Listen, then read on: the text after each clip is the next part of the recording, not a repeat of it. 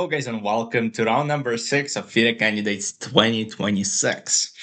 And once again, you all know the result that happened, the only decisive games, and that decisive game was played between Wei Yi and Javokhir Sindarov. Who's surprised at this point? I believe he can go right now, it's around 13 and a half out of 14. Of course, that's not going to happen, but just imagine, like, he goes on to win all the remaining games.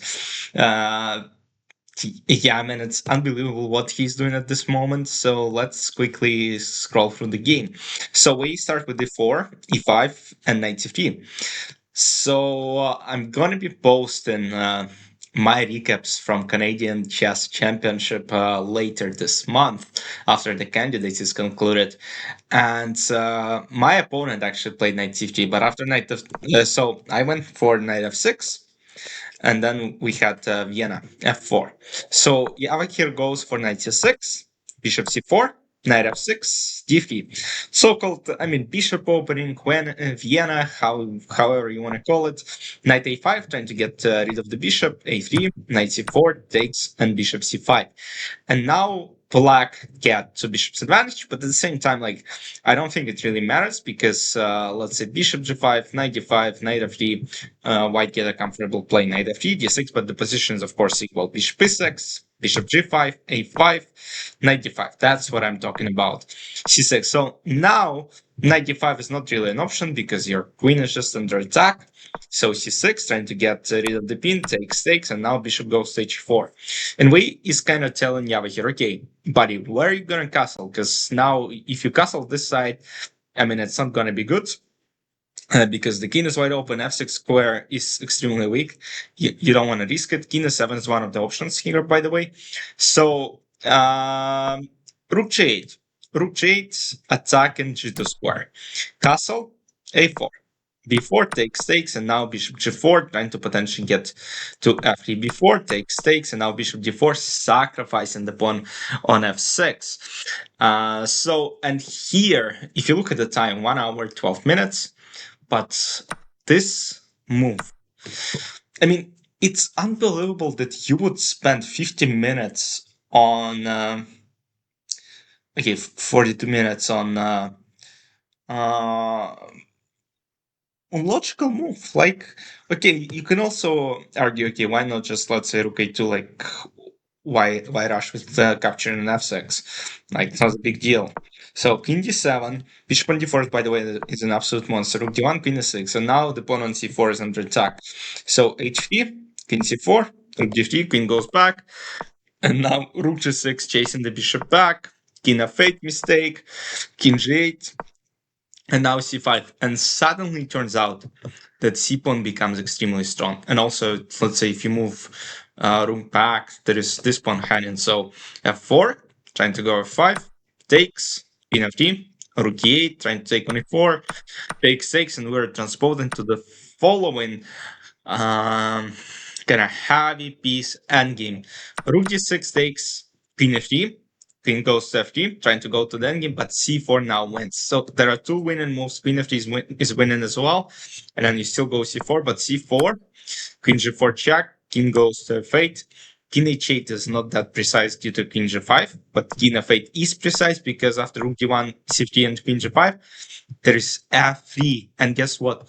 Queen h6 check is not possible. Queen c5 check is not really possible either because f2 and then q1.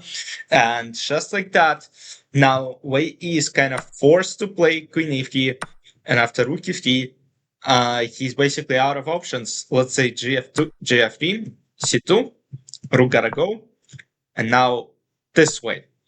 And the problem is king g1, rook d2, king f1, check, and if check, of course, takes.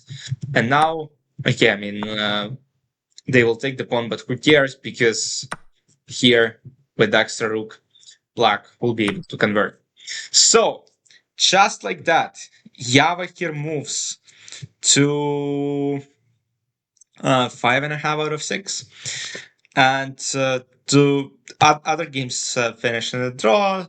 Fabi Andrei Sipenka draw, Matthias Blubaumanich draw, Nakamura Prague is again a draw, And as far as standings go, guys, let me quickly show you. So Javokhir first with 1.5 point lead. Fabi is second with 4 points, and then Anish and Prak at 3 points, Matthias Bibam 2.5, and then Hikaru, Wei Yi, and Andrei Yasipenko, all at -2 score. I mean, of course, it's unbelievable what Mr. Javokhir Sindarov is doing at the candidates. I mean, 3150 performance, guys. That's unbelievable. And in the next round, Javokhir plays with Anish. Very important game. Imagine if Javokhir wins another one and goes 6.5 out of 7. Let's say tomorrow Fabi plays against Prague with Black and Fabi doesn't get points or makes another draw. It's going to be 2 point lead.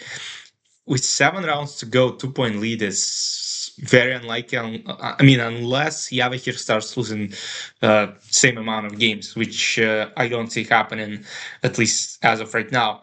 But yeah, Andrei plays Wei Yi. That's a repetition of the World Cup semifinal. Javokhir plays Anish. Matthias Bibam plays Hikaru Nakamura. Hikaru might actually try to win tomorrow, so he might go for the risk and actually, you know, but we saw Hikaru taking risks this tournament and didn't go well. So Matthias only lost to Mr. Fabiano Caruana as of right now. And Prague is playing Fabi. Again, very interesting pairing, but I don't think Fabi is going to go like all in tomorrow. But again, with how things are going with Javokhir, I mean, you gotta go kind of all in at this point because 1.5 point lead. Yeah, if it continues, let's say Fabi draws, Javokhir draws, it's simple. Like it's 1.5 point lead. You gotta win in your battle. By the way, Javokhir is gonna be playing Fabi with let me check, with Black. Yeah, so he won against Fabi with White, and now he'll be playing with Black. Okay, let's see how it turns out for him.